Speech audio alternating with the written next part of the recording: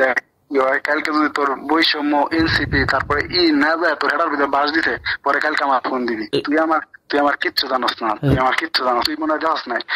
Analyse কর। আমরা Maniganj news আছে না, মানিগঞ্জ নিউজ লাগলে দেখ তোর কি হয়।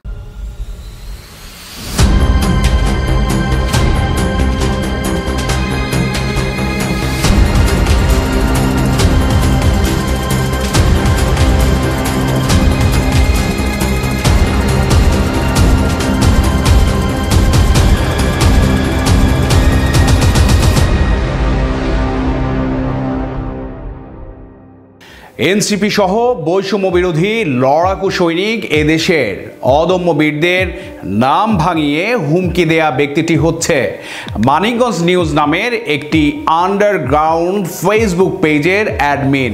সুপ্রিয় দর্শক, আসসালামু আলাইকুম। আমি আনিসুর রহমান আপনাদের সকলকে স্বাগত জানাচ্ছি বাণিজ্য জগতের ইনভেস্টিগেটিভ প্রোগ্রাম আমলনামায়।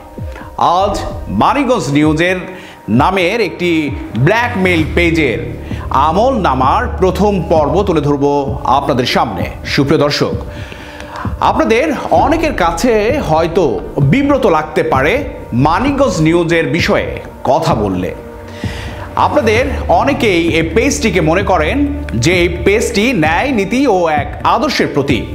কেউ কেউ আবার পেজটির প্রতি অন্ধভক্ত, গুরু হিসেবেও মানেন অনেকেই।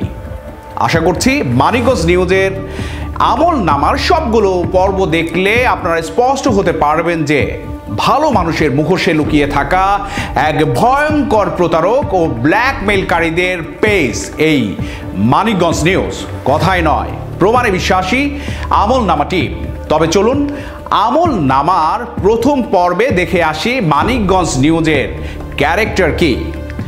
গত 23 মার্চ মানিকগঞ্জ নিউজে বৈষম্য বিরোধী ছাত্র আন্দোলনের অন্যতম সমন্বয়ক ও বর্তমানে এনসিপির দুজন কর্ণধার হাসনাত আব্দুল্লাহ ও সার্জিস আলমের ছবি পোস্ট দিয়ে পেজটির অ্যাডমিন গালমন্দ করে লেখেন, তাড়াতাড়ি নির্বাচন না হলে দেশকে একটা গৃহযুদ্ধের অবস্থায় নিয়ে যাবে শয়তানের বাচ্চারা।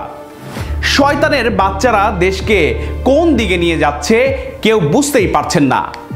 এক এক শয়তান এক এক সময় এক এক রকম স্ট্যাটাস দিচ্ছে। কি অবাক হচ্ছেন দর্শক বা মানিকগঞ্জ নিউজের ভক্তরা? হাসনাত আব্দুল্লাহ ও সার্জিস আলমকে শয়তান বলে আখ্যায়িত করা মানিকগঞ্জ নিউজ নামের যে পেজের সুযোগ্য অ্যাডমিন পোস্টটি আবার এটি শুনে ডিলিট করে না দেন।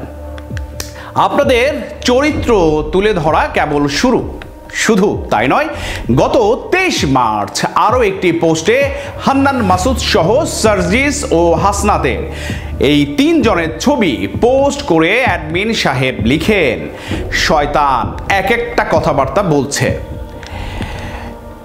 একদিন আরও একটি অর্থাৎ এই দিনে আরও একটি পোস্ট দেন মানিকগঞ্জ নিউজের সেই অ্যাডমিন। সেখানে লিখেন, বৈষম্য বিরোধী ছাত্র আন্দোলনের সিলেট জেলার আহ্বায়ক কারাগারে। ওই দিন আরও একটি পোস্টে এবার কঠোর হুঁশিয়ারি দিয়ে লিখেন সেই অ্যাডমিন মহোদয়, ছাত্রলীগের মতো একই অবস্থা হবে, ছোট ছোট সমন্বয়করা গুঁতো খাবে, বড়গুলো পালাবে, দেশের পরিস্থিতি তাই বলছে। একই দিন আরও একটি পোস্টে জুলাই ফাউন্ডেশনকে অভিযোগ করে মানিকগঞ্জ নিউজের সুযোগ্য অ্যাডমিন সাহেব লিখেন, 108 কোটি টাকার 1 টাকাও নাকি আসেনি মানিকগঞ্জের আহতদের জন্য, ঢাকার এত কাছের জেলা হয়েও। পরে ওই দিন শেষ পোস্টে ব্যঙ্গ করে এই অ্যাডমিন বড়বাবু লিখেন, বিধি তুমি বলে দাও তারা কি নাটক শুরু করেছে, মারা সারা করে দেবে এই বৈষম্য বিরোধী সমন্বয়কের দল। গত 24 মার্চ এবার অ্যাডমিন সাহেব লিখলেন, পঞ্চগড়ে শতাধিক গাড়ি নিয়ে সার্জিসের শোডাউন। জুলাই স্মৃতি ফাউন্ডেশনকে মেনশন করে লিখলেন, 108 কোটি টাকার কোনো হিসেব নেই। গত 25 মার্চ মানিকগঞ্জ নিউজের মুখোশ পরা সেই অ্যাডমিন জাতীয় নাগরিক পার্টির যুগ্ম মুখ্য সমন্বয়ক আব্দুল্লাহ হান্নান মাসুদকে তার নিজ এলাকায় তাকে পিটিয়েছে উল্লেখ করে একটি ছবি পোস্ট করেন। এরপর একই দিনে পরপর আরও কয়েকটি পোস্ট করেন সেই অ্যাডমিন। সেখানে এই মুখোশধারী অ্যাডমিন সার্জিস আলম ও তাসনিম জারাকে ব্যঙ্গ করে লিখেন, টিউশনি করে জমানো টাকায় পঞ্চগড়ে শত শত গাড়ি নিয়ে সার্জিসের গতকাল শোডাউন। শতাধিক গাড়ি নিয়ে সার্জিসের বহর। প্রশ্ন তুললেন তাসনিম জারা তামাশা। পরে ২৬ মার্চ মানিকগঞ্জ নিউজের অন্তরালে লুকিয়ে থাকা সেই মুখোশধারী অ্যাডমিন এবার বাংলাদেশ জামায়াতে ইসলামীকে হেয় করে তাসনিম জারা ও সার্জিস আলমের ছবি পোস্ট করে লিখলেন, সার্জিস আলমের কপাল ভালো, কারো মেয়ে নিয়ে পালাই নাই, তাহলে তোর জামায়াত নেতারা বলতো এটা আমার মেয়ে। জামায়াত নেতা মেজবাউদ্দিন সাইদের দাবি, গাড়ি ড্রাইভার ও তেল খরচ তিনি দিয়েছেন। তাহলে সার্জিস আলম পোস্টে তাদের নাম কেন বলেননি? দলাদলির একটা সীমা থাকে। দেশে ডাক বিভাগ কি প্রয়োজন যদি সঠিক ভাবে অর্থাৎ চিঠিগুলো যদি ফেসবুকে এই আদান প্রদান করা হয়?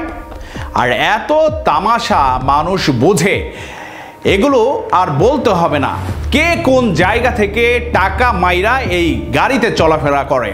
এছাড়াও মানিকগঞ্জের সেই মুখোশধারী অ্যাডমিন পেজে ১৯ মার্চ লিখেন, আসিফ নজরুলের চালা আসিফ মাহমুদের শত কোটি টাকা মারার প্রজেক্ট নীরবে চলছে।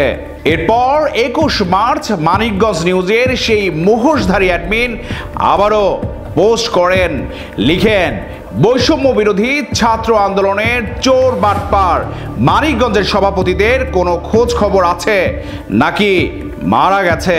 একই দিনে আরও একটি পোস্ট করেন, মসজিদে চাঁদাবাজি করতে যাওয়া পিরোজপুরের সমন্বয়ক সানি গ্রেপ্তার। এদিন আরও একটি পোস্ট করেন, কত বড় বেঈমান এই সমন্বয়করা। সাথে আরও একটি পোস্ট করতে দেখা যায় এই মুখোশধারী অ্যাডমিনকে। পোস্টে লেখা, সমন্বয়কের আড়ালে আন্দোলন ব্যবসা।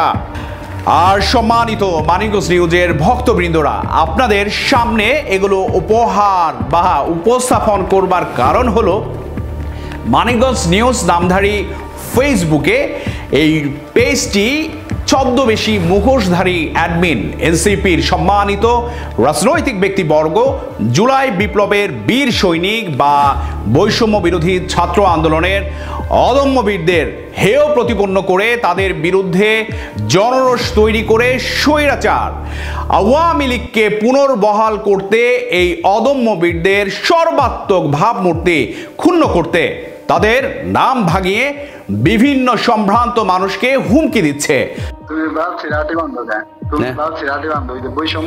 ঠিক আছে, বৈষম্য তোমার রাজীব প্লাজায় না যায়, তারপর মানিকগঞ্জ নিউজ বন্ধ করে দিব। তুমি চিনো, তুমি চিনো আমি কে, তুমি চিনো, তুই তারপর তুমি আমার জানো, তুমি আমার সম্পর্কে তোমার ওই মাথার কপালে খালি গাড়ি বানাইছাও, আমার চিনা পারো নাই আমি কেটা, তুমি বুঝো না? তোমার ডিসিএসপি সহ আমার সাথে কথা কয় কেমনে? তুমি মানে এই তাল পায়ে হারো নাই, তোমার দেখাইতেছি, তুমি চাঁদাবাজের বাচ্চা, তোমার দেখাইতেছি, ওয়েট করো, তুমি চিন্তা আমি কেটা। সুহেলের সাথে কথা হয়েছে না? সুহেল না, সোহেলের সাথে তো ভাই কথা কই না, লাইন তো ঢুকে না, ফোনের লাইন তো ঢুকে না ভাই। সোহেল আপনি যদি কথা না কন তাহলে আপনি না ভাই, বুঝলেন না? আমার সাংবাদিক হলো সবাই কে আমার ভাই, ১ লাখ টাকা ২ লাখ টাকা কাছে কিছু না, বুঝলেন না ভাই? বিনিময়ে মোটা অঙ্কের টাকা দাবি করছে।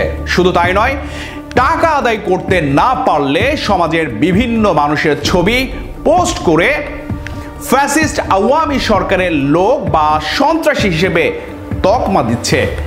এবার আপনারাই বলুন, যদি বৈষম্য বিরোধী এসব অদম্য বীরদের মানিকগঞ্জ নিউজের কাছে এতটাই খারাপ বলে পরিগণিত হয়, তবে কেন তাদের নাম ভাঙিয়ে সাধারণ মানুষকে হুমকি দিয়ে টাকা আদায় করবে এই বহুরূপী অ্যাডমিন? প্রশ্ন রইল আপনাদের কাছে। মানিকগঞ্জ নিউজের আমল নামার প্রথম পর্ব আজ এ পর্যন্তই, এবং এখানে একটি কথা না বললেই নয়, আজ স্টুডিওতেই কিন্তু এই পর্বটা আমরা শেষ করলাম, কিন্তু পরবর্তী পর্বগুলো কিন্তু আমরা বাহিরে ইনভেস্টিগেশনের মাধ্যমে আপনাদের সামনে তুলে ধরবো আরও ২-১টি দু একটি পর্বের পর আর আরও অনেক তথ্য উপাত্ত নিয়ে হাজির হব খুবই দ্রুত পরের পর্বগুলোতে। সমাজে ঘটে যাওয়া যে কোনো অনিয়ম, অপরাধ, দুর্নীতি, সন্ত্রাস, প্রতারণা সহ সব ধরনের তথ্য আমাদের জানাতে পারেন। আমলনামা টিম সেসব তথ্য উপাত্ত যাচাই বাছাই ও অনুসন্ধান শেষে তুলে ধরবে আপনাদের মাঝে। আজ এ পর্যন্তই। খোদা হাফেজ।